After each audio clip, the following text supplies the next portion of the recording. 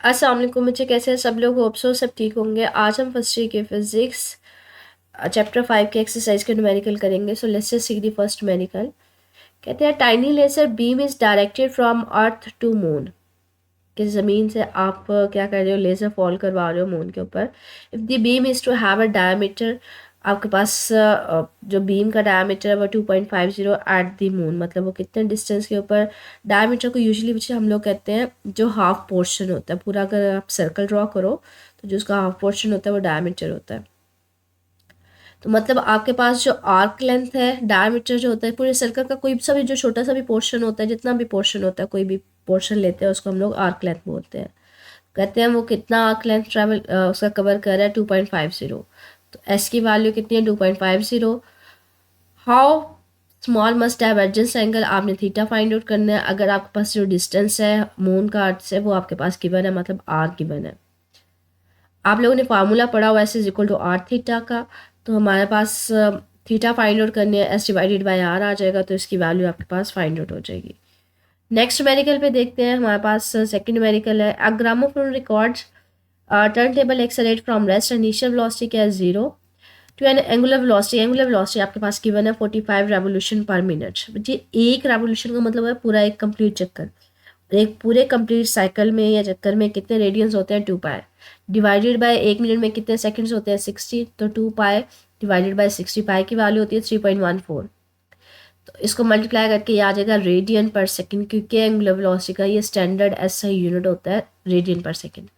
Time आपके पास given है 1.060 सेकंड। आपने average angular acceleration find out करनी है। एवरेज एंगुलर एक्सेलरेशन का फार्मूला वही होता है final velocity minus initial velocity divided by time.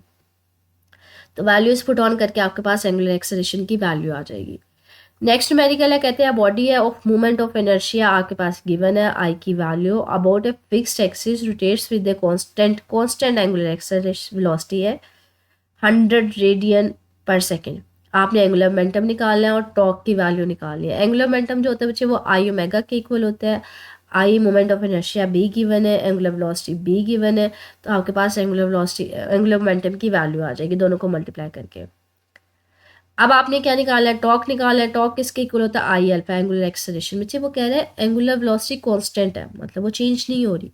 इसका मतलब एक्सेलरेशन क्या होगा, 0। तो अल्फा आई को 0 से मल्टीप्लाई करेंगे तो वो 0 ही हो जाएगा। नेक्स्ट न्यूमेरिकल है। कहते हैं सपोज करें रोटेटिंग सिलेंडर है। आपके पास फिगर में वो शो करवाया है कि एक सिलेंडर है वो रोटेट कर रहा है। सपोज करें वो कहते हैं मास जो है वो 5 kg न्यूटन 5 kg है। फोर्स आपके पास जो है वो 0.60 न्यूटन है। और जो डिस्टेंस है हमारे पास वो कितना है, रेडियस सॉरी कितना है, वो हमारे पास 0.20 मीटर है। आपने क्या निकालना है, टॉर्क निकालना है। दूसरा एंगुलर एक्सेलरेशन निकाला है। मूवमेंट ऑफ इनर्शिया सिलेंडर के लिए उसका फार्मूला उन्होंने दिया हुआ है 1.2 mr²। ये हम लोगों ने ना चैप्टर में पढ़ा हुआ है कि डिफरेंट शेप्स के लिए मूवमेंट ऑफ इनर्शिया का फार्मूला डिफरेंट होता है, तो सिलेंडर के लिए ये होता है, ठीक है।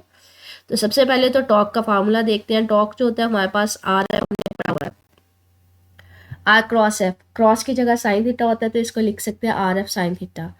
रेडियस आपके पास गिवन है, मतलब आर की वैल्यू गिवन है। आर यहाँ पे रेडियस ले लें या हम कह सकते हैं कि डिस्टेंस ले लें from the axis of rotation to the point of application of force, ठीक है। इन दोनों के दरमियान जो होता है ना बच्चे, आर और एफ के दरमियान एंगल 90 डिग्री होता है, क्योंकि ये लॉन्ग दी टेंजेंट होती है फोर्स। तो हम कहते हैं साइन 91 होता है। बाकी आर की वैल्यू पुट कर दें, फोर्स की वैल्यू पुट ऑन कर दें तो टॉर्क की वैल्यू आ जाएगी। सेकेंड आपने अल्फा फाइंड आउट करना था, तो टॉर्क का एक और फार्मूला भी होता है आई अल्फा। और सिलेंडर के लिए आई की वैल्यू क्या होती है, 1/2 mr²।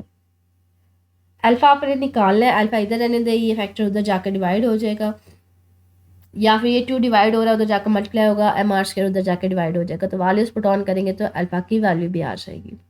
नेक्स्ट वेरिएबल है। कहते हैं कैलकुलेट दी एंगुलर मोमेंटम। आपने एंगुलर मोमेंटम निकालना है स्टार ऑफ मास, जिसका मास कितना है आपके पास 2 मल्टीप्लाई 10⁻30 kg। और रेडियस बी गिवन है आपके पास। It makes one complete rotation about this axis once in 20 days. Time कितना गिवन है, 20 डेज का। तो इसको सेकंड्स में करने के लिए एक दिन में कितने घंटे होते हैं, 24। एक घंटे में कितने सेकंड, 6 मिनट 60। और एक मिनट में कितने सेकंड, 60। तो आपका पास ओवरऑल ये टाइम आ जाएगा।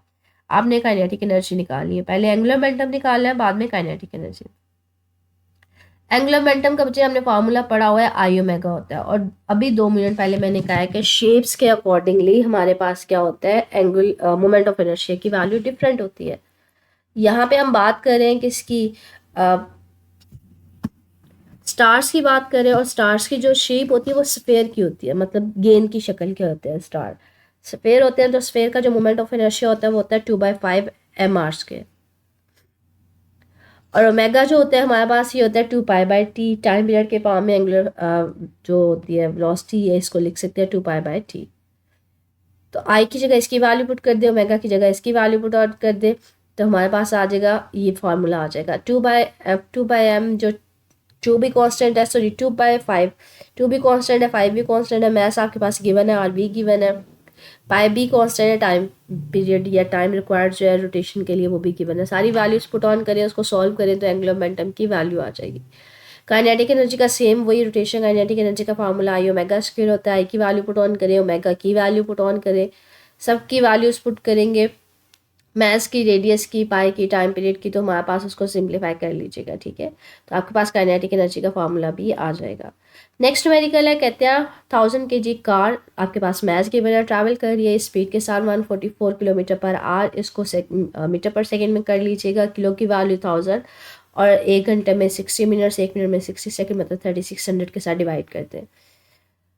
राउंड से कर्व ऑफ रेडियस, आपके पास रेडियस गिवन है 100 मीटर, आपने सेंटीमीटर फोर्स निकालनी है। मोस्ट कॉमनली बच्चे न्यूमेरिकल पूछा भी जाता है, centripetal force M V square over R होती है, वी की वैल्यू भी पुट ऑन करें, एम की और आर की, ओवरऑल आपके पास आंसर आ जाएगा। नेक्स्ट न्यूमेरिकल है, कहते हैं what is the least speed at which an aeroplane can execute A vertical loop of 1 kilometre, मतलब रेडियस एक लूप बना रहा है जिसका रेडियस कितना है 1 किलोमीटर, किलो की वैल्यू 1000 होती है, ठीक है। If there will be no tendency for the pilot to fall down at the highest point, आप बताओ कि किस स्पीड के साथ मूव ऑन करे कि वो फॉल ना करे।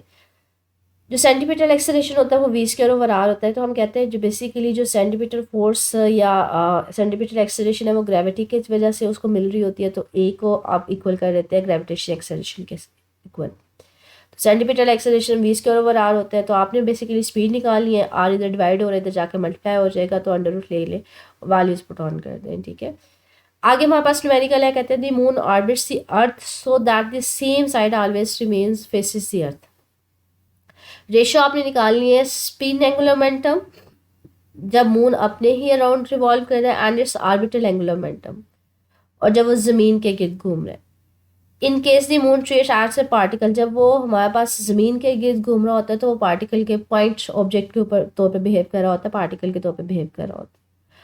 और जब वो अपने एक्सिस के गिर्द घूमेगा तो वो स्फीयर के तौर पे बिहेव करेगा।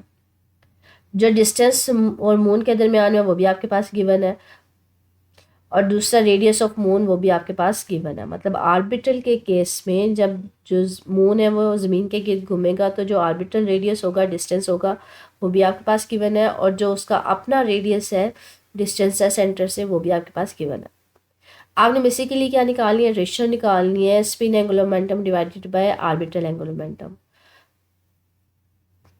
एंगुलर मोमेंटम का जो फार्मूला होता है वो आई ओमेगा होता है। अगर स्पिन एंगुलर मोमेंटम है तो ये आ जाएगा स्पिन एंगुलर मोमेंटम के accordingly moment of inertia of spinning object into omega. और मैंने कहा अगर मून अपने ही गिर्द घूमेगा तो वो किसके तौर पे बिहेव करेगा, स्फेयर के तौर पे, और स्फेयर का मोमेंट ऑफ इनर्शिया होता है 2/5 mrs स्क्वायर ओमेगा, मतलब 2/5 होगा।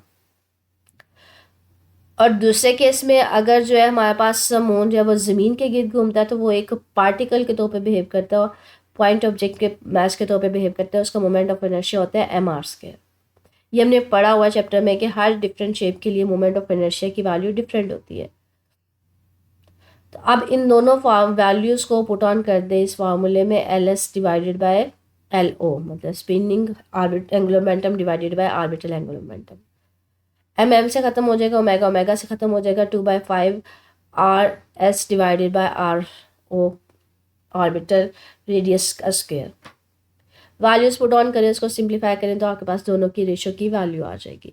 नेक्स्ट न्यूमेरिकल है, कहते हैं the earth rotates on its axis once a day, एक दिन में वो अपने एक्सिस के गिर्द घूमता है। टाइम आपके पास कितना गिवन है, 24 hours. Suppose by some process the earth contracts, कहते हैं सपोज करो कि किसी प्रोसेस की वजह से अर्थ जो है वो कंट्रैक्ट हो जाती है, कि उसका जो रेडियस है वो ओरिजिनल रेडियस का हाफ हो जाता है, ठीक है।